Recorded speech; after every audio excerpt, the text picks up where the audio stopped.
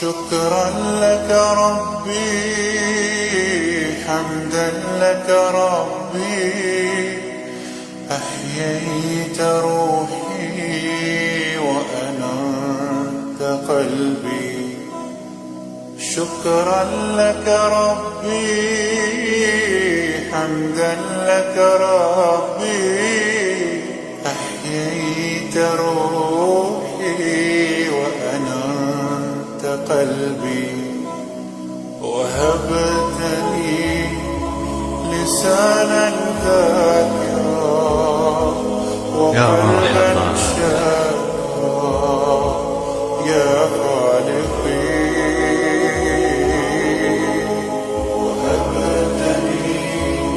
أعوذ بالله من الشيطان الرجيم. بسم الله الرحمن الرحيم. الحمد لله الذي هدانا للإسلام وبين لنا الحق من الباطل ووفق من شاء من عباده بطاعته، ونسأله سبحانه الثبات على دينه حتى نلقاه.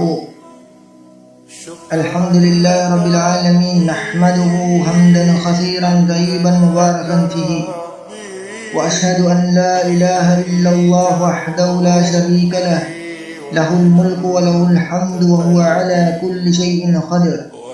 وأشهد أن محمدا عبده ورسوله، أرسله الله بالهدى ودين الحق ليظهره على الدين كله. اللهم صل وسلم وبارك على نبينا محمد وعلى آله وصحبه أجمعين، وعليه نتوكل. Lahat ng papuri ay para sa Allah na gumabay sa atin sa Islam. Nagpakita sa atin ang katotohanan at kabulaanan at pinatnubayan ang sino mang kanyang nais sa pagsunod sa Kanya. Tayo ay humihiling sa Allah subhanahu wa ta'ala ng katatagan sa Kanyang reliyon hanggang sa tayo ay makatagpo Siya. Ang lahat ng papuri ay para lamang sa Allah, ang Panginoon ng lahat ng nilalang. Siya ay ating pinupuri ng maraming pagpupuri na kabutihan. At tayo ay sumasaksi na walang ibang Diyos na karapat-dapat sambahin, kundi ang Allah lamang. Walang katambal, sa Kanya ang kaharian at papuri, at Siya ay may kapangyarihan sa lahat ng bagay. At tayo ay sumasaksi na si Muhammad sallallahu alaihi wasallam ay Kanyang alipin at sugo. Sinugo Siya ng Allah subhanahu wa ta'ala, dala ang patnubay at relihiyon ng katotohanan upang manaig ito sa lahat ng relihiyon.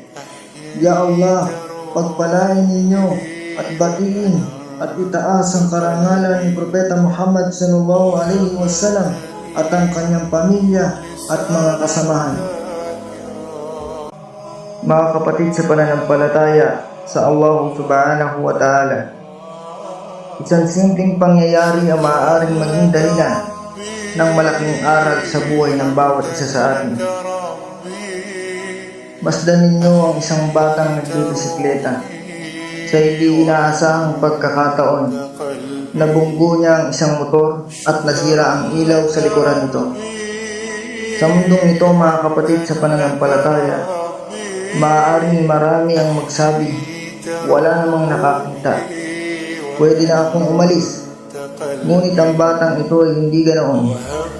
Hinintay niya ang may-ari, umamin siya, at kahit alam niya na mayroong kapalit na higit pa rito, naglabas pa siya ng pera upang bayaran ang kanyang nagawa.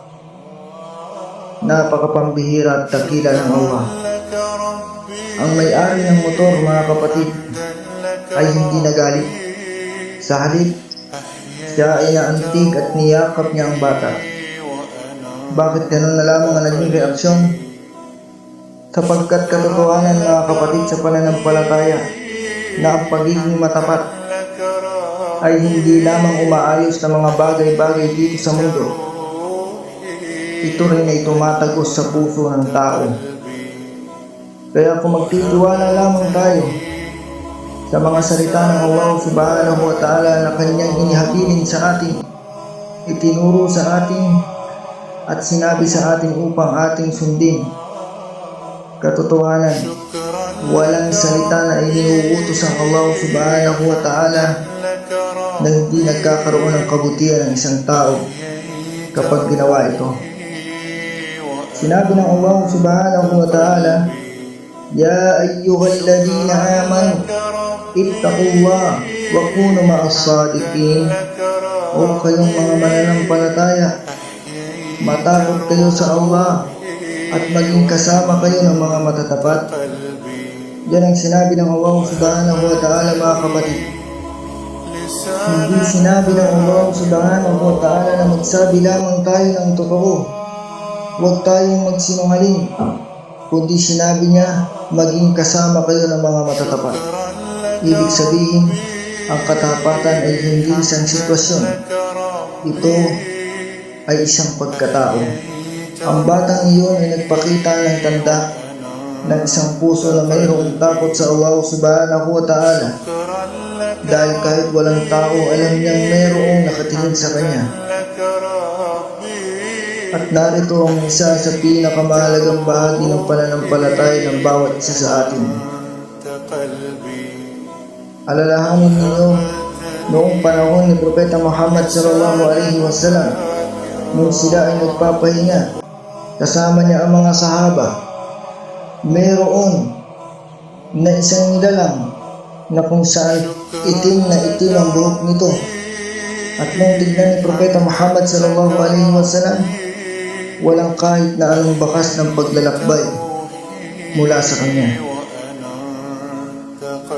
Kinalaunan ay tinanong niya si Propeta Muhammad sallallahu alaihi wasallam, Ya Muhammad, ma al-ihsan?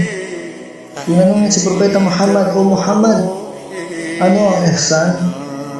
Kaya naman ang Propeta Muhammad sallallahu alaihi wasallam ay sumagot at kanyang sinabi, An ta'budullaha ka'annaka tarahu, fa in lam takun tarahu, fa innahu yarak. Sambahin mo ika ang Allah subhanahu wa ta'ala na para bang nakikita mo siya.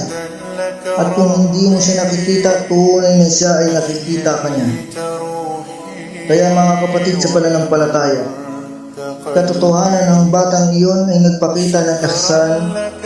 Hindi siya umamin dahil lamang sa takot niya sa tao o dahil sa kanyang babayaran. Umamin siya dahil sa Allah subhanahu wa ta'ala. Ito ang tunay na ihsan, mga kapatid, na kung saan nabubuhay tayo na parang nakikita natin ang Allah subhanahu wa ta'ala.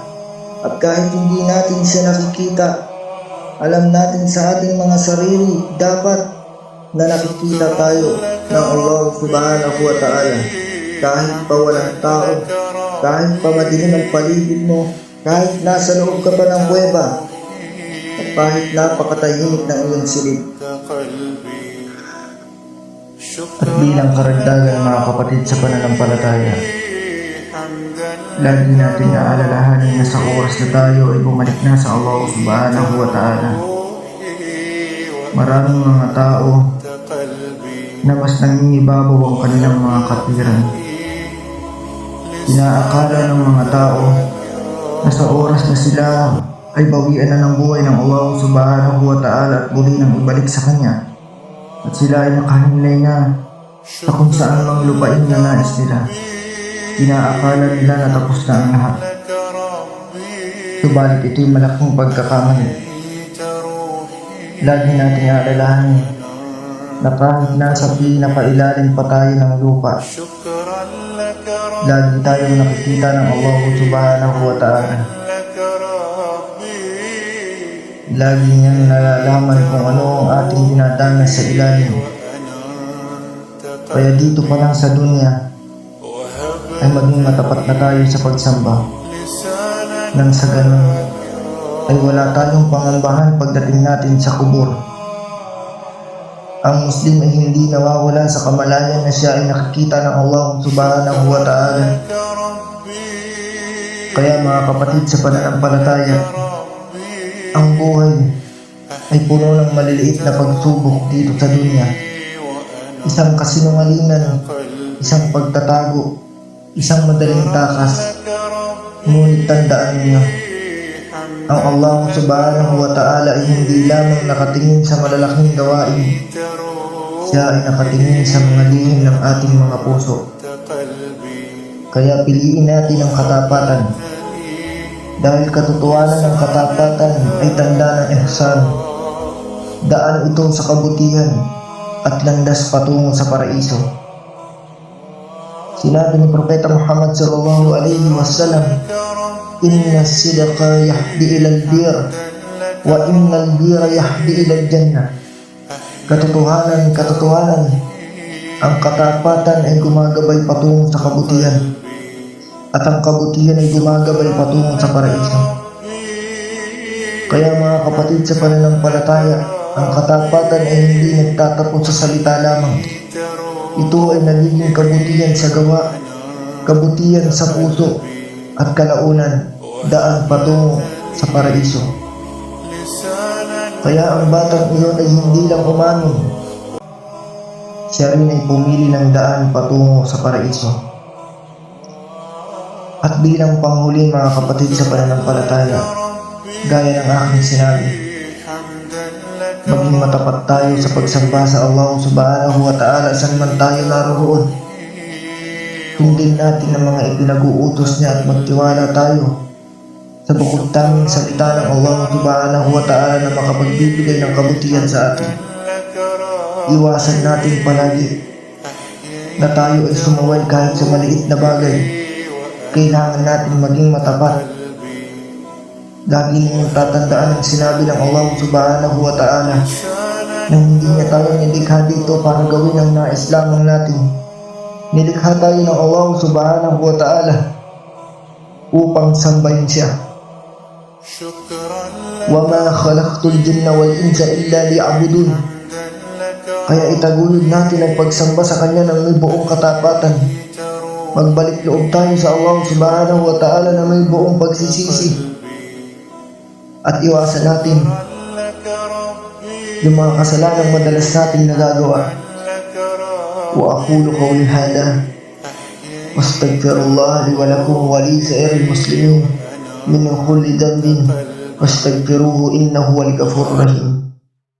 سبيل الدموع سبيل مريح تنهد يا صاحي كي تستريح وبث الدعاء الخفي الصريح يسعك الفضاء الرحيم الفسيح فبالله كم تستطيب القروح ويبرأ جرح الكسير الجريح وينشط ذاك السقيم العليل وقد كان بسقم دهر طريح تقال العثار العظام به ويغدو الهوى ككبش ذبيح